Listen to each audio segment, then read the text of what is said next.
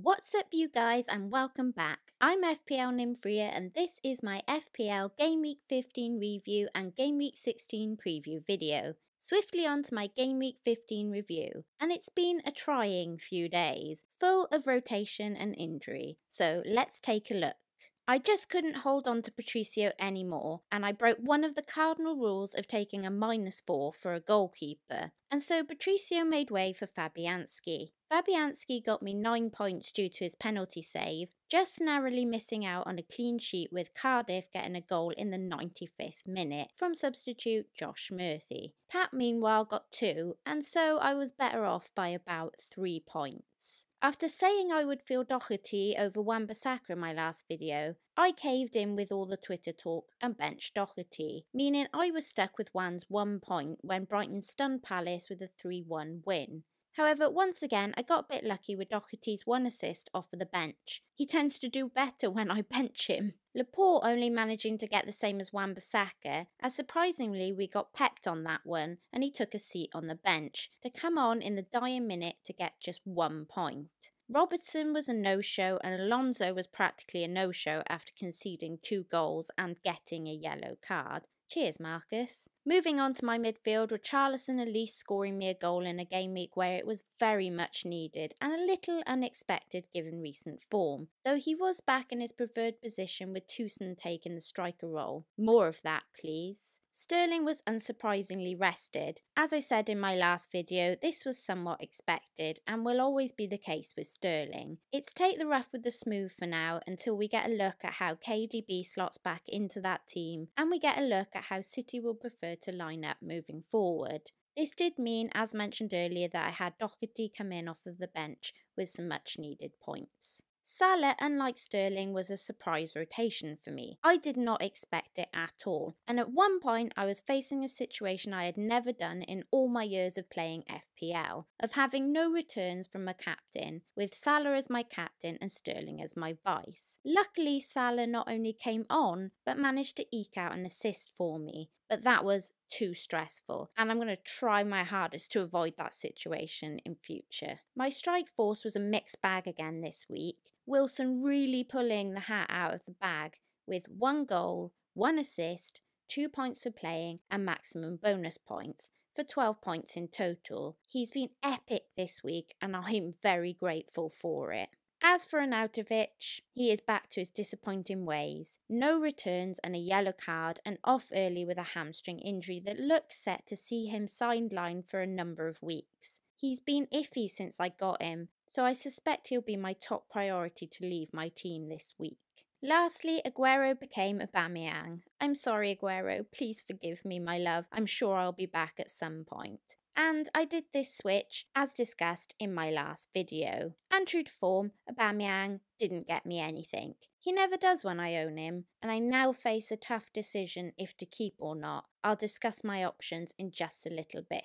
Meaning I got 50 points in total, technically 46 with the -4, which means I would be 1 above the average and a big fat red arrow for an OR of 93,078. Just clawing on to that top 100k. So let's take a look ahead to Game Week 16. I'll take you through how it's currently lined up and then my potential transfers. I'll be giving my new set and forget goalkeeper a run out against Crystal Palace. He made 3 saves against Cardiff and he'll have to have his penalty saving gloves on at Palace as they have put away 3 goals from penalties so far this season. My defence looks much the same as it did last week, but given how Wan-Bissaka got on last game week, I will field Doherty this coming game week against Newcastle, I think, instead of Obi-Wan, and this time I'm unlikely to change my mind. We're still awaiting news on Robertson. I'm hoping he's back the weekend. Trent owners seem to be cashing in for a lot cheaper, so hopefully Robertson comes back soon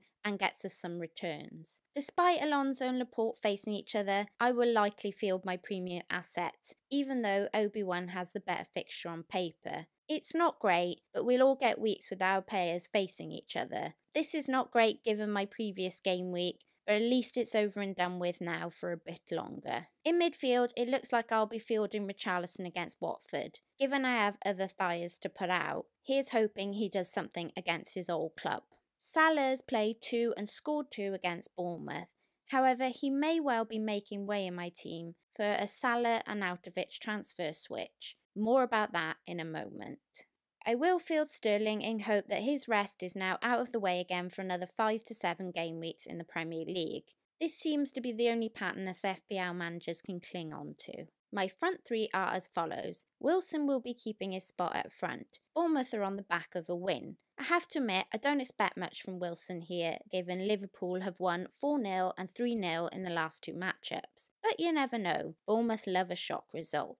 Arnautovic is currently in the lineup to face Crystal Palace, but this injury looks a bad one and properly serious, so he'll likely make way, and I'll discuss those transfers in a moment.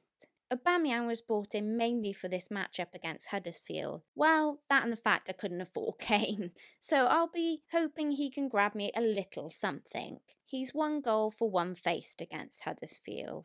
Come on Albert, now's your time to show me you can actually get me some returns. Okay, so my transfer options are as follows. I can do Salah and Arnautovic out for Kane and a 7.7 mil midfielder, which was going to be Martial, but with the drops and the rises, I now only have 0.1 wiggle room, and there's unlikely to be any definites as to if he plays on the weekend, given his muscle hamstring injury thing. So do I really want to sell a playing Salah for an iffy Martial? My other options here are Anderson, Shaqiri and Bernardo Silva. I think given the last 2 and their rotation, it may have to be Anderson, but my mid will look weak, especially until I can downgrade elsewhere. Or of course, I could just do a straight swap for Arnautovic to Mitrovic or Jimenez. Mitrovic is only 1 yellow away from suspension though, so this swap may be Jimenez. Of course, I will need to wait on Robertson's injury as this could affect things also. And so captaincy this week will be between Aubameyang and Salah, but obviously if I make the Kane switch involving Salah,